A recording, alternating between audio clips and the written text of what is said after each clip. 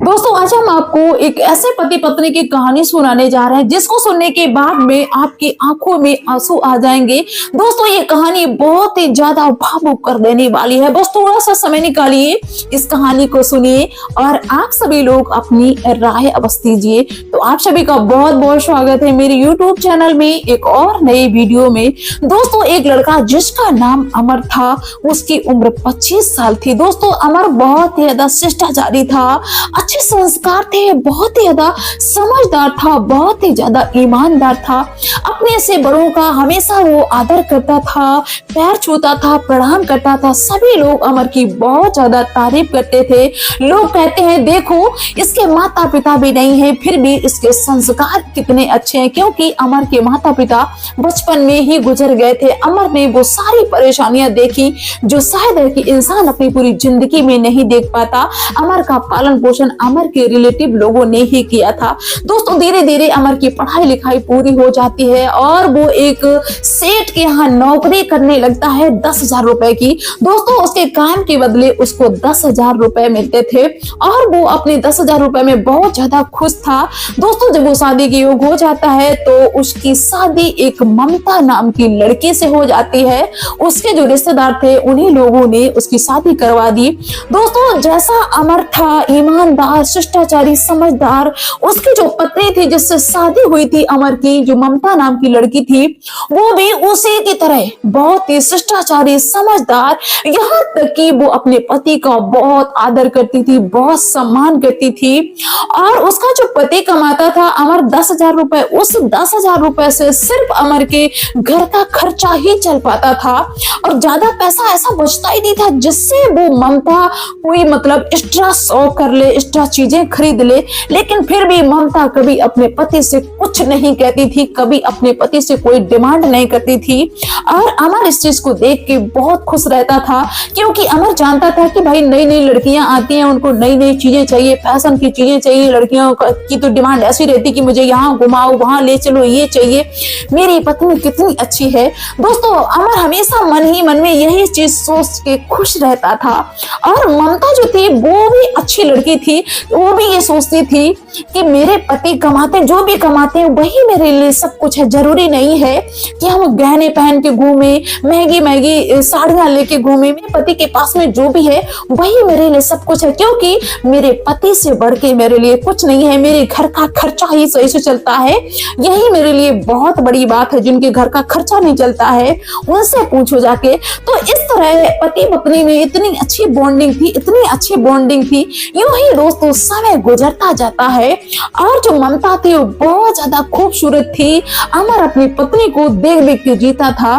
ममता के बाल इतने लंबे थे, इतने लंबे थे कि अमर उसके बालों को देख के ही खुश रहता था। अक्सर दोस्तों ऐसा होता है कि जिन स्त्रियों के बाल बहुत लंबे होते हैं वो मतलब एक आकर्षक का केंद्र बन जाती है।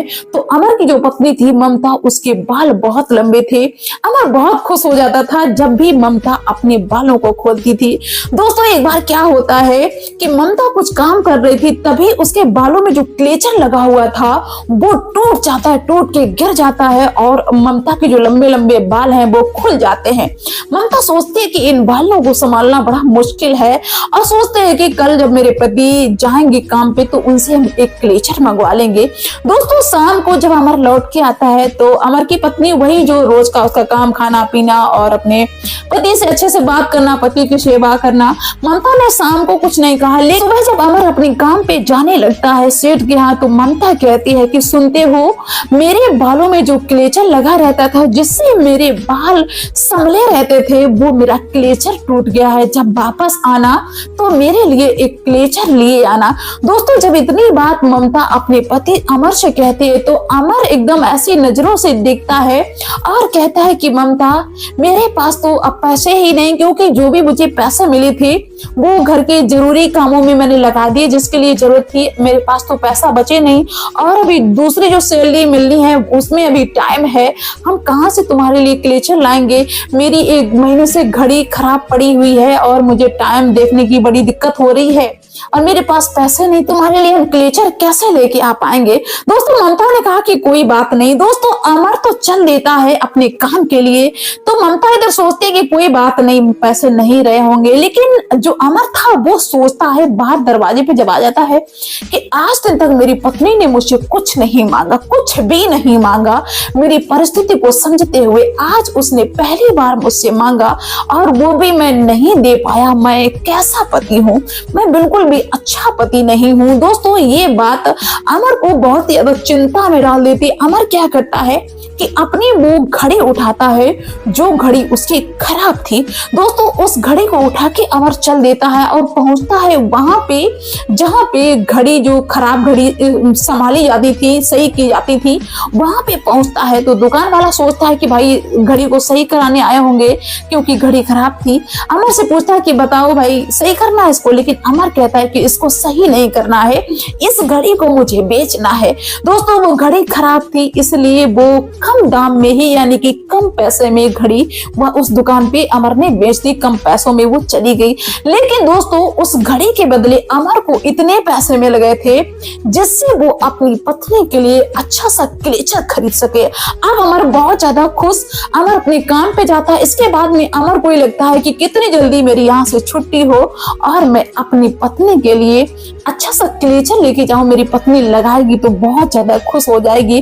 दोस्तों अमर ऐसा ही करता है। अपने काम करने के बाद में जब उसकी छुट्टी हो जाती है वो भागता है वहां के लिए, उस दुकान के लिए जहां पे भाई क्लेचर मिलता है, और क्लेचर, एक अच्छा सा क्लेचर लेता है और चल देता है घर में। अब उसको घर पहुंचने की बहुत ज्यादा जल्दी कि अब हम पहुंचेंगे और अपने हाथों से अपनी पत्नी के लंबे बालों में क्लेचर लगाएंगे, बहुत अच्छा लगेगा। दोस्तों अमर पहुंच जाता है, यही चीजें सोचते सोचते कब सफर गुजर गया उसको पता ही नहीं चला। घर पहुंचता है, लेकिन दोस्तों जैसे ही अमर घर पे पहुंचता है उसने अपनी पत्नी को देखा तो उसके शरीर में तो ऐसा लगे कि जैसे काटो तो खून नहीं, क्योंकि उसने ये देखा कि उसकी पत्नी ने पूरे जो लंबे लंबे बाल थे वो सब कटवा लिए। अब अमर बहुत ज्यादा हैरान और हैरानी भरी नजरों से अपनी पत्नी से कहता है कि ममता तुमने ये क्या किया। वो कहती है क्यों, क्या हुआ। अमर कहता है कि मैं तुम्हारे बालों के लिए क्लेचर लेके आया और तुमने अपने बाल कटवा लिए, तुम्हारे बाल इतने छोटे हो गए, एकदम बॉय कट में आ गई हो, क्यों, ऐसा क्यों किया, तुम गुस्सा हो गई थी क्या, मैंने तुमसे कह दिया कि मेरे पास पैसे नहीं बचे। दोस्तों ममता हंसते हुए अपने पति से कहते हैं कि अरे आप इतना हैरान क्यों हो रहे हो, पता मैंने अपने बालों का क्या किया।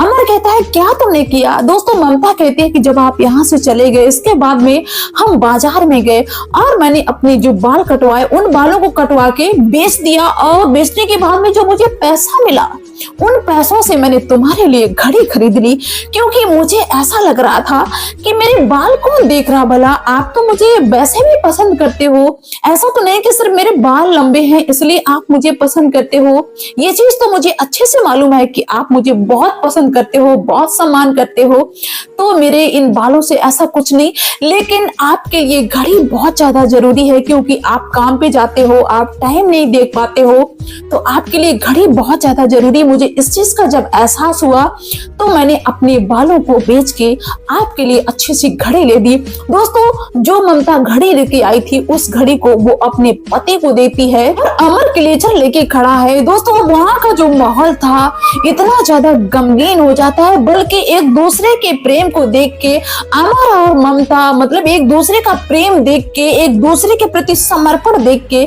चिपट के रोने लगते हैं। अमर भी बहुत रोता है कि तुमने ऐसा क्यों किया, और जो ममता है वो भी रोती है क्योंकि अमर ने भी बताया था कि मैंने अपनी घड़ी बेच दी और घड़ी बेच के लिए मैं तुम्हारे लिए क्लेचर लेके आया। ममता कहती मैंने अपने बालों को बेच दिया, बालों को बेच के मैं तुम्हारे लिए घड़ी लेके आई। एक दूसरे से बस यही कहते हैं कि हमेशा जिंदगी में इतना ही प्यार रहेगा, चाहे मेरी परिस्थिति कैसी भी हो, हम एक दूसरे के लिए हमेशा समर्पित रहेंगे, एक दूसरे के सुख दुख में हमेशा खड़े रहेंगे। दोस्तों वहां का माहौल बहुत ज्यादा गमगीन हो जाता है, पति पत्नी दोनों खुशी से रोने लगते हैं, एक दूसरे के लिए मतलब इतना ज्यादा प्रेम है। तो दोस्तों ये कहानी हमें यही सिखाती है कि परिस्थिति चाहे जैसी भी हो, अगर एक दूसरे के मन में प्रेम है, एक दूसरे के मन में समर्पण की भावना है, तो कितनी भी कठिनाई हो जिंदगी जीने में कभी परेशानी नहीं होती। जहां पे चाहे कितने पैसे हो लेकिन इंसान ऐसे हो कि एक दूसरे से अच्छे से बात भी ना करते हो, एक दूसरे का सम्मान भी ना करते हो, तो वहां पे मेरे हिसाब से ज्यादा पैसे होने का कोई महत्व नहीं है। तो आप लोग क्या कहना चाहेंगे ऐसे पति पत्नी के बारे में जिनका प्यार और त्याग समर्पण ऐसा है एक दूसरे के प्रति? मुझे कमेंट्स के थ्रू जरूर बताना। तो मिलते हैं फिर नेक्स्ट वीडियो में नेक्स्ट डे, तब तक के लिए बाय सभी को।